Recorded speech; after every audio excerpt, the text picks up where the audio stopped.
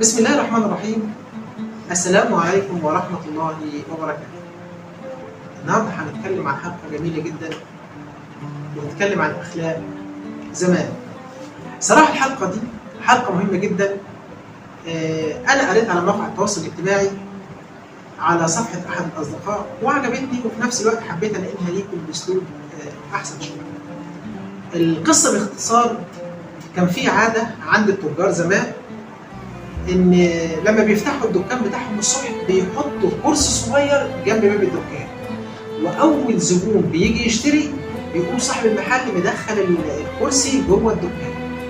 لما يجي زبون تاني ويسال عن اي بضاعه او اي سلعه هو عايزها، فبيطلع الراجل ده بره الدكان ويبدا يبص على الشارع يشوف مين الدكان اللي لسه الكرسي بتاعه بره، ويروح يقول للزبون الطلب بتاعك هتلاقيه عند المحل الفلاني، انا خلاص استفتحت.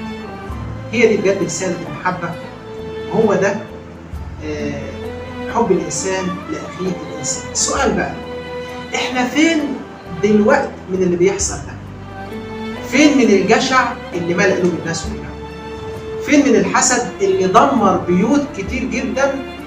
والسرطان بياكل الجسم، انما الحسد بياكل القلب، والقلب لما بيتاكل بيضيع معاه كل حاجه، بيضيع كل الحاجات الحلوه. الطمع غلبنا، والحقد والحسد موت جوانا حاجات جميله جدا احسن ما فينا. انتوا ليه وحشين كده؟ طيب لو انت شايف خطأ انصح، مش هتخسر حاجه. لكن ماشيين بمبدأ الطور اللي يقع بتكتر سكاكين، ده مبدأ مثل قالوه زمان. والله ما في حد وحش، والكل عنده صفاء النية لله مش لحد، ومحدش مستني شرح حد. انت بتعمل حلال ولا حرام؟ الحلال بين والحرام بين وبينها امور متشابهات. الدين عندنا كده. انما روح واجري، روح علشان تدمر بيوت وتخرب بيوت وتسوي سمعة ناس، علشان الناس دي عاشت طول حياتها تتمنى تقابل ربها وهو راضي عنها. تاخد شوية. الظلم ظلمات يوم القيامة. مش عيب الخطأ، لكن العيب انك تتمادى في الخطأ. اقف مع نفسكم، عالجوا اخطائكم قدام ربنا، يوم لا ينفع فيه مال ولا بنون الا من اتى الله بقلب سليم. في العالم الواسع ده اللي احنا عايشين فيه، ربنا خلق الناس شعوب وقبائل ليتعارفوا مش ليتنافروا، وجعل في قلوبهم نور ورحمة. لكن بعض قلوب الناس دي أعمتها قسوة الظلم وأدمنت أذية الناس. كأنهم مش شايفين هم بيعملوا إيه. تعمد واضح لأذية الغير بالكلمة وبالفعل وبالتحريض والتشهير وكسر خواطر الناس. يعني تخيل بقى، ممكن يطفوا نور الأمل اللي باقي في حياتهم، كرامتهم. إيه اللي باقي تاني؟ والله مش هيكتفوا. يعني أنا بقول لك مش هيكتفوا بكده وبس، لا، ده عايزين كمان يستمتعوا ويتلذذوا بأذية الناس اللي حواليهم، كأنهم فوق الحساب ولكن صبرا. اسمعوا قول الحق في سورة إبراهيم: ولا تحسبن الله غافلا عما يعمل الظالمون إنما يؤخرهم ليوم تشخص فيه الأبصار.